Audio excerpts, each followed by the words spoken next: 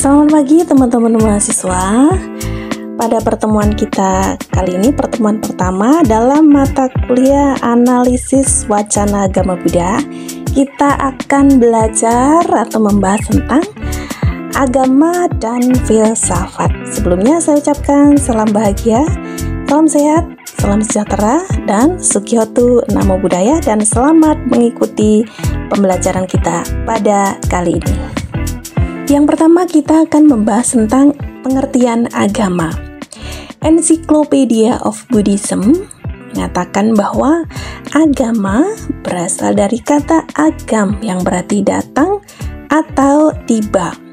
Dapat diartikan sebagai mendekat, menemui, sumber, doktrin atau pengetahuan, khususnya merujuk kepada kitab suci. Agama dalam pengertian lain juga dapat dikatakan sebagai apa yang diwariskan oleh guru atau para leluhur secara turun-temurun berupa sabda, ajaran, aturan, dan riwayat ataupun tradisi-tradisi lainnya. Agama juga dapat dimaknai sebagai sebuah aliran atau paham tertentu. Selanjutnya, menurut KBBI atau Kamus Besar Bahasa Indonesia, bahwa agama adalah kepercayaan kepada Tuhan, dewa, dan sebagainya, dengan ajaran kebaktian dan kewajiban-kewajiban yang bertalian dengan kepercayaan tersebut. Kemudian terdapat istilah lain untuk menyebut agama, yaitu religion. Secara etimologi berasal dari bahasa Latin, yaitu religio, yang artinya adalah mengikat dengan kencang atau menghubungkan kembali sesuatu yang telah putus. Kemudian terdapat istilah lain, yaitu religere, yang artinya adalah membaca berulang-ulang dengan penuh perhatian.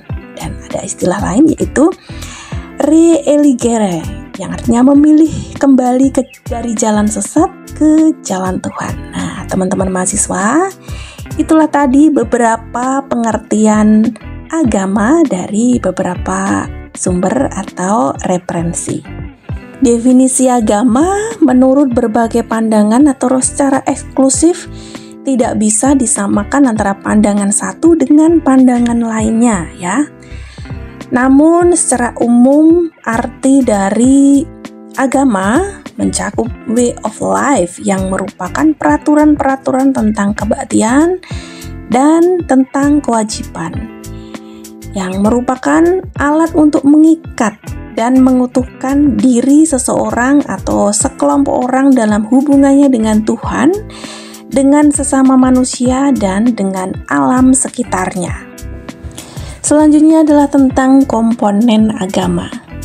Di Indonesia, sebutan agama dibatasi pada sebuah sistem yang secara resmi diakui secara hukum oleh negara, yang mengajarkan bahwa tentang keyakinan kepada Tuhan Yang Maha Esa, memiliki pendiri atau nabi, memiliki kitab suci, memiliki umat, memiliki tempat ibadah, dan memiliki kegiatan-kegiatan ritual tertentu. Itulah komponen-komponen agama khususnya yang berlaku di Indonesia. Selanjutnya, menurut Kunjaraningrat, bahwa setiap religi merupakan suatu sistem yang terdiri dari 4 komponen. Yang pertama adalah emosi keagamaan yang menyebabkan manusia menjadi religius. Yang kedua adalah sistem kepercayaan yang mengandung keyakinan serta bayangan-bayangan tentang sifat-sifat Tuhan serta tentang wujud dari alam gaib atau supernatural. Kemudian yang ketiga adalah sistem upacara religius yang bertujuan mencari hubungan manusia dengan Tuhan, dengan dewa-dewa atau makhluk gaib. Dan yang keempat adalah kelompok-kelompok religius atau kesatuan-kesatuan sosial yang menganut sistem kepercayaan tersebut. Demikian menurut Kunjaraningrat.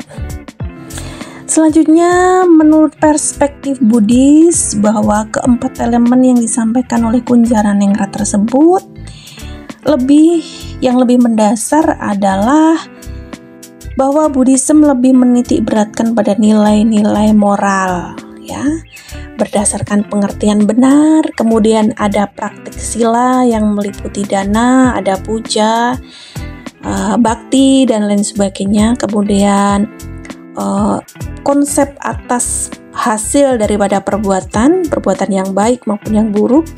Kemudian adanya dunia ini dan setelah kematian atau konsep punarbawa.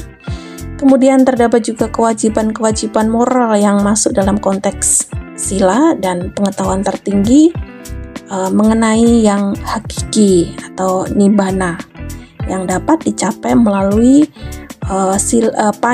pandangan benar, kemudian dilandasi oleh sila dan diaplikasikan atau dicapai melalui samadhi. Selanjutnya teman-teman mahasiswa, Buddha menyampaikan dalam sebuah kutipan bahwa para biku, apakah para tathagata muncul atau tidak, dhamma ini tetap ada. Hukum yang kekal, hukum yang mengatur hubungan terkondisi sebab akibat ini terhadap itu. Berkenaan dengan hal itu, tathagata mencapai penerangan sempurna, memahaminya dengan sempurna, mengajarkan, menyingkapkan, merumuskan, menyatakan, menguraikan, dan menjelaskan dan berkata, lihatlah terkondisi dengan ini, maka terjadilah itu. Nah, kutipan ini teman-teman mahasiswa secara tersirat mengungkapkan bahwa dharma atau dhamma itu adalah suatu hukum yang universal dan natural ya. Jadi dhamma ini ada di alam semesta ini. Dan dikatakan bahwa diberikan penekanan bahwa apakah Buddha itu muncul atau tidak, dhamma ini tetap berlaku di alam semesta ini. Baik kepada mereka yang mengetahui atau tidak mengetahui, mereka yang mengenal ataupun tidak mengenal dharma itu sendiri, hukum-hukum alam ini tetap berlaku kepadanya. Buddhisme merupakan suatu sistem renungan yang dalam dan pengembangan batin dengan peraturan pelatihan yang harus dilaksanakan dalam kehidupan sehari-hari. Sistem ini lebih luas dari pengertian agama pada umumnya atau pengertian agama menurut beberapa ahli, yang menitik beratkan pada kepercayaan dan pemujaan, kemudian tergantung pada kekuatan di luar manusia. Sementara itu, umat Buddha berlindung kepada Triratna, namun memiliki kebebasan sekaligus tanggung jawab atas perbuatannya sendiri dan nasibnya yang ditentukan oleh diri sendiri, sesuai dengan konsep hukum karma. Buddha sebagai guru dan penyelamat adalah menolong atau menunjukkan jalan, dan manusia sendirilah yang harus menempuh jalan tersebut sesuai apa yang diuraikan di dalam Dajjanga Sutta ya teman-teman mahasiswa. Karena didasari oleh suatu kebebasan berpikir dan pengembangan pemikiran yang logis, menyelidiki dan membuka selubung misteri yang menyelimuti realitas dan empiris, maka Buddhisme merupakan sebuah filsafat, dan mari kita buktikan pada uraian berikutnya. Selanjutnya akan kita bahas terlebih dahulu mengenai pengertian filsafat ya teman-teman.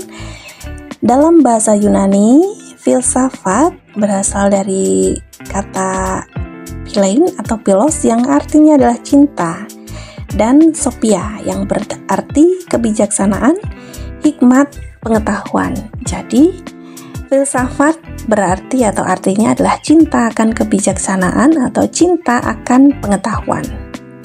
Selanjutnya menurut KBBI atau Kamus Besar Bahasa Indonesia, bahwa pengertian filsafat adalah pengetahuan dan penyelidikan dengan akal budi mengenai hakikat segala yang ada, sebab, asal, dan hukumnya.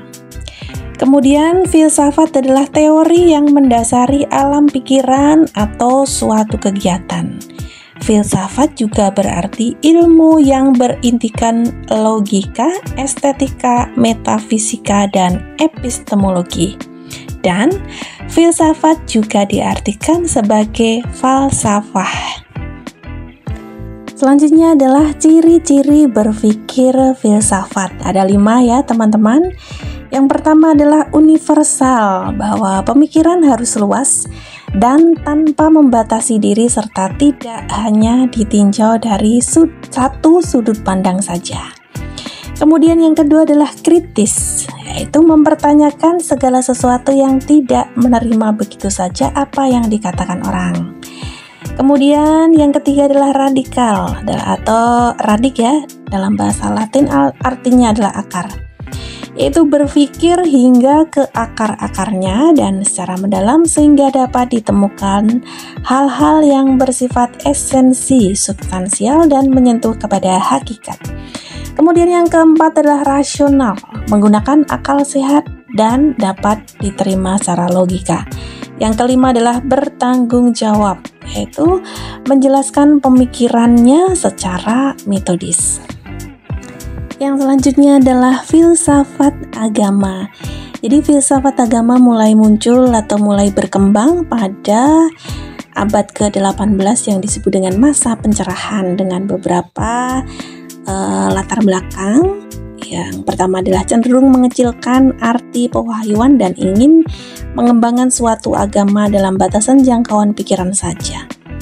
Kemudian filsafat agama dipergunakan untuk mengembangkan landasan bagi kepercayaan religius atau untuk mempelajari hubungan antara penalaran filosofis dan keimanan. Kemudian filsafat agama harus dibedakan dari teologi filosofis yang tidak mengesampingkan keimanan dan sangat dekat dengan teologis fundamental.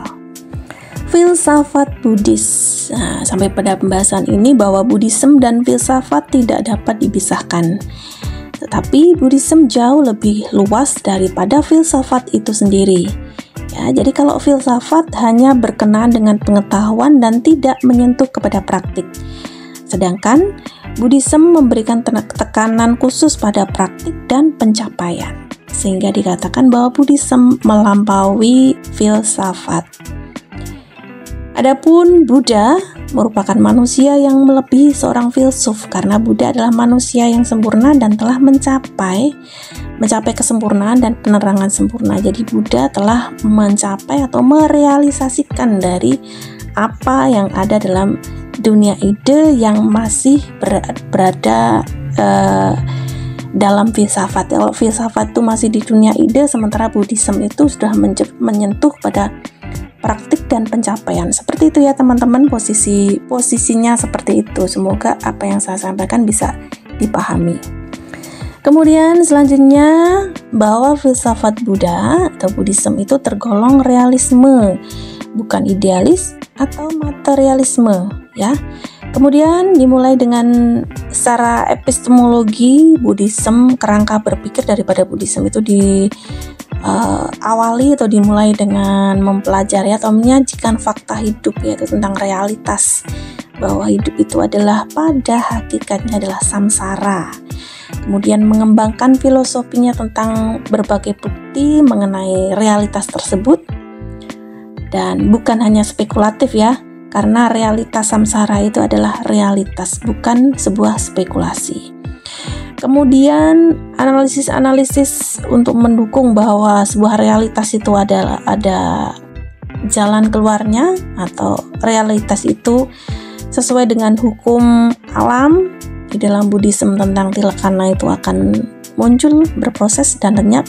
Kemudian didukung dengan konsep kausalitas paticcasamuppada tentang ciri keberadaan tadi anicca dukkha anatta, dan goal atau pencapaian tertinggi adalah nibbana sebagai hakikat tertinggi atau hakikat mutlak. Seperti itu ya teman-teman.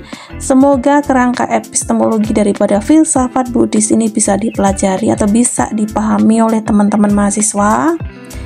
Dan misalnya ada pertanyaan-pertanyaan bisa disampaikan melalui grup WA atau melalui LMS. Dan saya rasa untuk pembahasan materi filsafat dan agama pada pertemuan kali ini saya rasakan cukup. Dan sampai ketemu lagi dalam pertemuan berikutnya. Saya ucapkan terima kasih.